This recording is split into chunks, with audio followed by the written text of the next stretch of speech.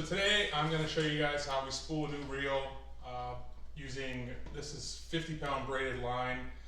Stephanie had some trouble during red snapper season because she was using a spinning reel trying to reel up pretty decent sized grouper and red snapper, and so I thought, you know, it was kind of unfair that she didn't have a conventional and I was pulling up stuff easy. I mean, I pulled up a 4 or 5 foot black tip shark out there quite easily with this rod. So ended up getting a really sweet deal on a Conley rod on the Whole Truth, and then picked up a nice Avet this week on Amazon for Steph. She chose the color because she wants to be gangster with this awesome looking gold. Avets have a really nice clicker.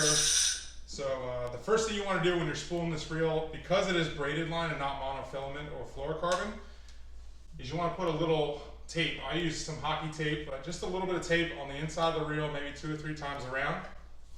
And from there, it'll give it some grip so that way your line doesn't spin on the actual aluminum body of this reel.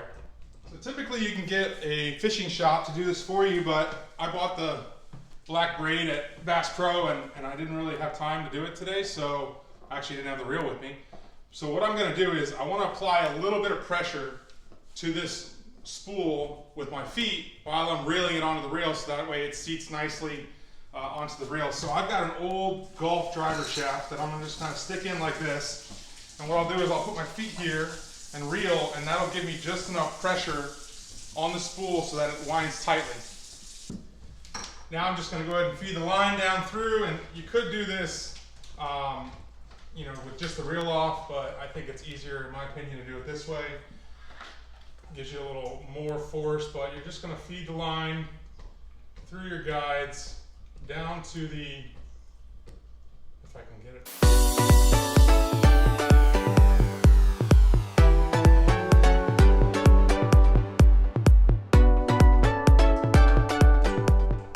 Now I'm just going to demonstrate the knot that I use. It's a simple clinch knot or cinch knot, however you want to do it, but just as if you were tying a hook on. And you know what? You might end up doing something different, but this is how I have all my reels spooled and tied on. So we're going to make a loop. We're going to go around 6 times. 3, 4, 5, 6. I'm going to come back down to the main loop and back to this hole. Just pull it tight. And winch it on down as tight as you can possibly get it. And you know what? This reel actually will fit about, I want to say it's 600 yards of line, which, you know, I'm not exactly yellowfin tuna fishing, so I don't think I'll ever get to the end of this line with the fish and kind of group of fishing that we're doing. But I'm just going to seat it on really tight, and then all we're going to do is apply pressure and start cranking it on. All right, so as I said, we're going to apply pressure on this driver shaft and the reel with our feet and just try to crank this line on, moving it across so that it goes on evenly, as even as possible. And this is going to really stink, kind of. That's why they made machines to do this. But you just kind of wind it on and feed it so that it goes onto the reel evenly.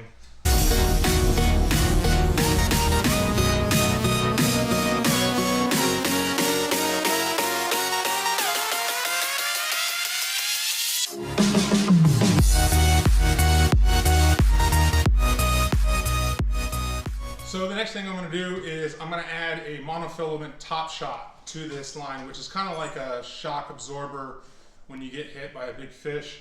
But basically, and I'm not really good at it yet, but I'm going to tie the FG knot, or attempt to. Trust me, the only way I learned is watching YouTube, and I'm going to have to probably watch a YouTube video on how to tie the knot just to show you guys. But my good buddy, Dr. Mavro Matis, instructed me that when we went on a deep sea trip last year with Hubbard's, that I should have a top shot on my conventional rod. So you'll run your braid to a top shot, to a swivel fish finder rig, which is, or a knocker rig, which basically you have your weight below the swivel that touches the hook. That's your standard knocker rig. So yeah, let's try it. So as I mentioned, the FG knot, I haven't had to tie this too often because the top shot on my other accurate conventional reel, that FG knot has been on for over a year and hasn't failed at all. So it is an incredibly strong knot. But you know, I don't tie it too often, so every time I do, I have to watch a dang video.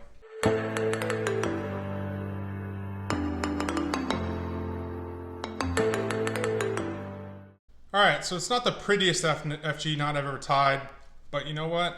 It's pretty damn tight. So just gonna make sure, give it a couple tugs to tie down. Yeah, that ain't going anywhere. Now I'm just gonna let out 20, 25 feet, maybe a little bit more. What is this? This is a 50-yard spool, so you know, I might actually let out about 50 feet. But all we're gonna do is reel this top shot right down to the reel.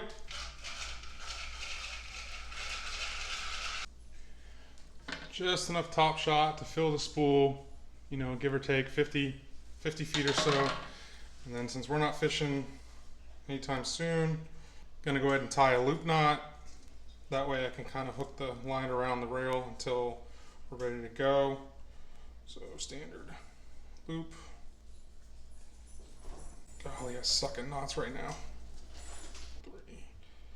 If you guys really want to learn how to tie fishing knots easily, I recommend Captain Mike from Reel Reports on Instagram or YouTube. The guy is awesome, but there's your standard loop knot. I'm pretty sure that's how he ties it. If not, well, oh well.